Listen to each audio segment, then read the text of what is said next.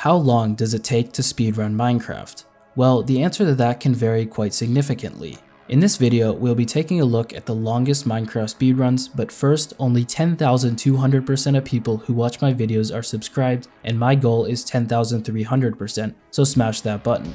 Anyways, the first and shortest speedrun in this video is the world record for killing all bosses in a random seed from French speedrunner Mathox. Only 7 minutes into the run, he located an ocean monument in order to kill an Elder Guardian, but the next two bosses were going to take a bit longer. The Wither requires 3 Wither skeleton skulls in order to spawn, and the only way to get those is by killing, you guessed it, Wither skeletons. They, however, only have a 1 in 40 chance of giving the head, so on average a player will have to kill 120 of them in order to spawn the Wither. Since this is the world record, Mathox got above average luck, but still ended up spending about 10 minutes killing Wither skeletons at the fortress. Once 3 skulls were obtained, it was time to fight the Ender Dragon and the Wither at the same time. What I mean by this is that when a player spawns a Wither underneath the bedrock fountain in the end, it gets stuck, so with the knowledge of knowing how to left click multiple times in a row, the boss can be defeated pretty easily. The other thing that is done at the bedrock fountain is a 1 cycle on the Ender Dragon.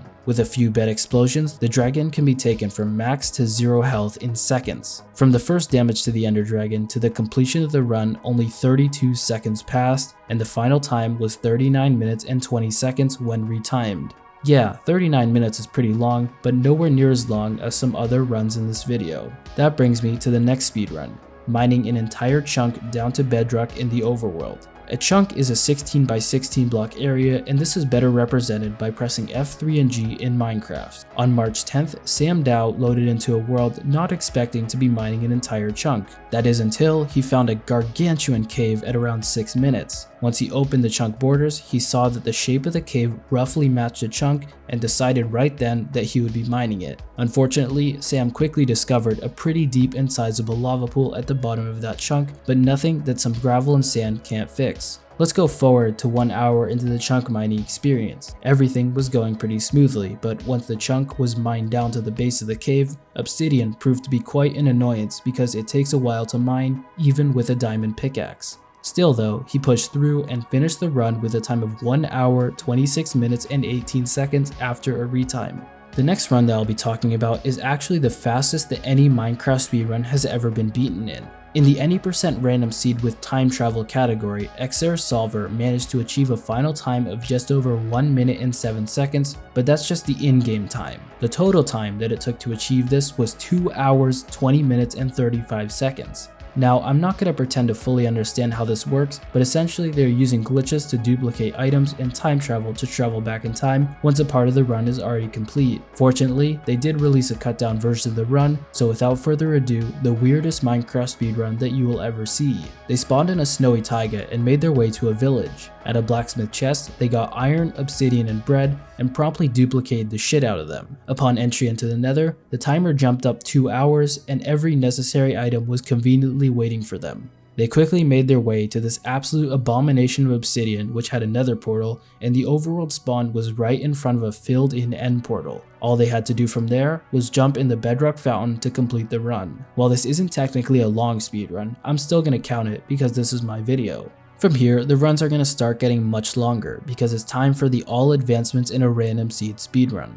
The goal for this run is to get all the advancements, pretty self-explanatory but much easier said than done. Eli Saku currently holds the world record, but due to the extreme endurance and difficulty of this run, not many others are willing to contest him. Since this is such a long and complex speedrun, and I'm not trying to make this a 25-minute video, I'll quickly break down some aspects of it. He spawned in and near rare biomes, which is necessary for the adventuring time advancement, which requires every biome to be found. The beginning of the run starts out like any other random seed glitchless speedrun, in which the objective is to kill the Ender Dragon. After getting stacked loot from end cities, an elytra from a floating ship, and a bunch of shulker boxes to hold items, it was time to slowly chip away at the remaining advancements. Skip forward to near the end of the run when he was going for the 2 hardest ones. A Furious Cocktail is the first one, and it's achieved by having every potion effect applied at the same time. The How Did We Get Here advancement is the same thing, except instead of just potion effects, it's every effect in the game. Instead of listing them, I'm just gonna put up the screenshot because there are so many. Anyways, once Eli Saku got those advancements, all that needed to be done was respawning the dragon, and once that was complete, the run was complete with a time of 5 hours, 51 minutes, and 45 seconds. Going forward, the runs will truly start to turn into endurance tests, and there's not many runs that are more fitting of this description than speedrunner Feinberg obtaining and placing down every single block in Minecraft. Similar to the all advancement speedrun, the early objective of this run was to beat the game and get an elytra. Once that was done, it was time to painstakingly collect every single type and color of each placeable item and place them down. Bit by bit, Feinberg acquired all types of wood, wool, glass, clay, bed, coral, ore, stone, and so on, and put them down on a large island that he created. It eventually got to the point where all he needed was a conduit and the mob heads. First, he got the conduit, but in order to obtain the mob heads, he needed a trident with channeling and a thunderstorm in order to charge a creeper. Once he had a trident, it was the waiting game. And wait, he did, because after over an hour, there was still no thunderstorm. Once it finally happened, he charged some creepers, blew them up, got the heads, placed the blocks, and completed the run with a time of 14 hours, 3 minutes, and 40 seconds. Feinberg wasn't done with the crazy endurance runs there though, because he also filled in the end portal for all 128 strongholds in version 1.16.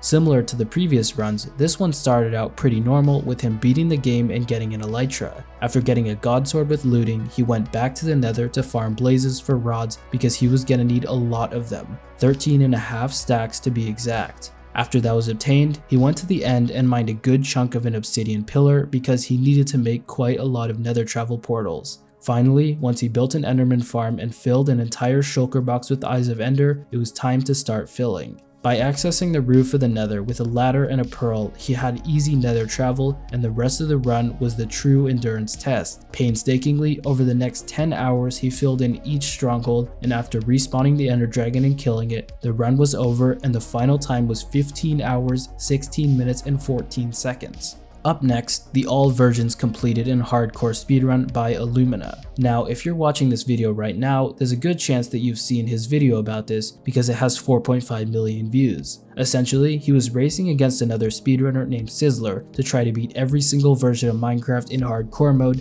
and when Sizzler bailed out, he kept going. The earlier versions of Minecraft were the slowest, and he even ended up dying while digging down for the stronghold in version 1.2 because water apparently didn't work back then. After that, it was pretty smooth sailing for a bit, with him consistently beating the game in around 50 minutes to an hour, and even as fast as 40 minutes in version 1.7, which he held the RSG world record in at the time. 12 minutes into 1.8, he died, but he beat it on the next attempt. 1.9 and 1.10 both took a while, but he beat both of them on the first attempt. The same can't be said about 1.11 though, because 1 hour and 2 minutes into the run, while navigating the stronghold, a creeper snuck up on him and blew up, killing him and forcing him to reset the version. 16 hours into the challenge, Illumina must have really been feeling the fatigue after that one, but he kept pushing through. Soon enough, he completed versions 1.11 and 1.12, but in 1.13, the dragon killed him an hour and 25 minutes into the run. Most people would have given up after the 1.11 death, but he was dedicated, so he kept pushing through, and an hour and a half later, he was on to 1.14. He beat 1.14 and 1.15 in about 45 minutes each,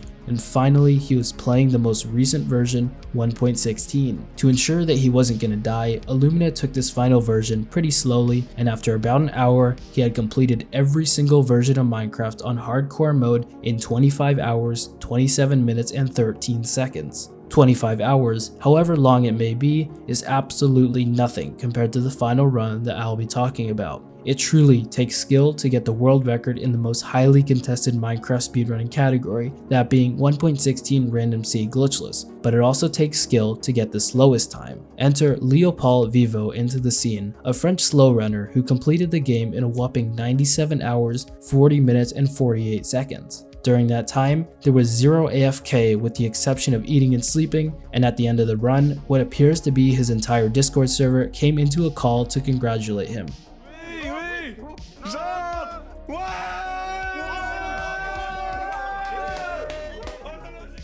For some perspective, the second slowest time on the leaderboards is 38 hours, so this is definitely an achievement to be proud of. Anyways, I hope you enjoyed this video and have a great day.